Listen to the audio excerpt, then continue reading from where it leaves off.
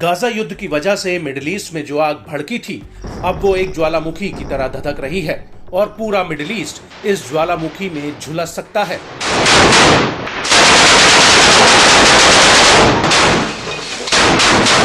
वो इसलिए क्योंकि पहले तो इजराइल सिर्फ हमास और हिजबुल्लाह से लड़ रहा था, लेकिन अब यमन का हूती लगातार इस आग को भड़काने में लगा है। हूती पिछले 1 साल से लगातार लाल सागर और इजराइल के भीतर मिसाइल और ड्रोन हमले कर रहा है। अमेरिका और ब्रिटेन ने हूती के हथियारों के ठिकानों पर एयर स्ट्राइक की थी, लेकिन उसके बाद भी हूती के हमले बदस्तूर जारी हैं।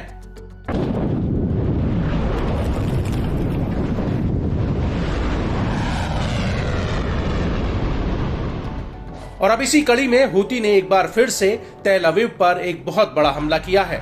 हूती ने तेल अवीव पर एक हाइपरसोनिक बैलिस्टिक मिसाइल दागी है। हूती के प्रवक्ता ब्रिगेडियर जनरल याया सारी ने खुद इस हमले की जानकारी दी है।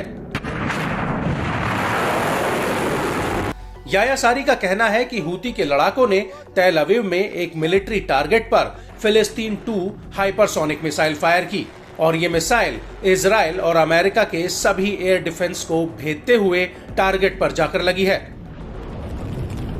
نفذت القوة الصاروخية في القوات المسلحة اليمنية عملية عسكرية نوعية استهدفت قاعدة عسكرية تابعة للاحتلال الإسرائيلي شرق منطقة يافا المحتلة، وذلك بصاروخ باليستي فرط صوتي فلسطين 2، وقد نجح الصاروخ في الوصول إلى هدفه متجاوزا المنظومات الاعتراضية الأمريكية والإسرائيلية।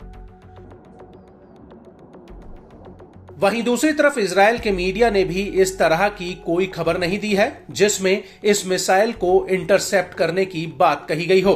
और इस हमले की वजह से तेल अवीव में 22 अक्टूबर 2024 की सुबह करीब 7:45 पर हवाई हमलों के सायरन बजने लगे थे।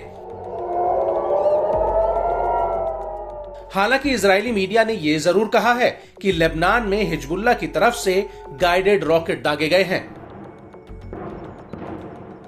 यहां पर आपको यह भी बता दें कि इससे पहले 18 अक्टूबर 2024 को हूती ने अरब सागर में मेगालोपोलिस जहाज पर कई ड्रोन हमले किए थे और इस हमले के बाद हूती ने कहा था कि उसने इस हमले में अपने लक्ष्य को हासिल कर लिया है।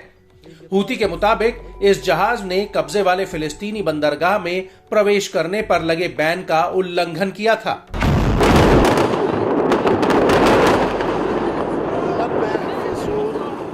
आपको बता दें कि 7 अक्टूबर 2023 के बाद से हूती ने लाल सागर में 130 से ज्यादा हमले किए हैं। बड़ी बात यह है कि हूती के हमले से पहले लाल सागर भूमध्य सागर से दुनिया का करीब 10 से 15% वैश्विक व्यापार होता था, जो अब पूरी तरह से ठप हो गया है। और अब शिपिंग कंपनियां अपने जहाजों को दक्षिण अफ्रीका होते हुए भेज रही हैं और ये रूट काफी लंबा और खर्चीला भी है।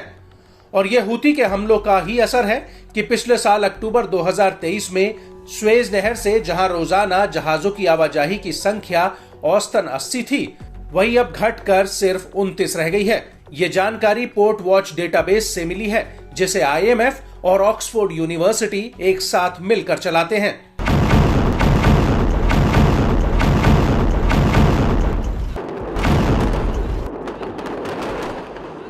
और इसी अवधि के दौरान यानी पिछले साल अक्टूबर में इसी रूट पर रोजाना 48.9 लाख मीट्रिक टन का व्यापार होता था, जो अब घटकर मात्र 13.6 लाख मीट्रिक टन रह गया है। जानकारों का कहना है कि दक्षिण अफ्रीका के Cape of Good Hope route पर जहाजों को 10 से 14 दिन का अतिरिक्त समय लगता है, जिसकी वजह से माल ढुलाई की कीमत पिछले साल से करीब 3 गुना तक बढ़ चुकी है और रूट में बदलाव करने से सिर्फ एक चक्कर में $10 लाख का अतिरिक्त ईंधन ही खर्च हो जाता है।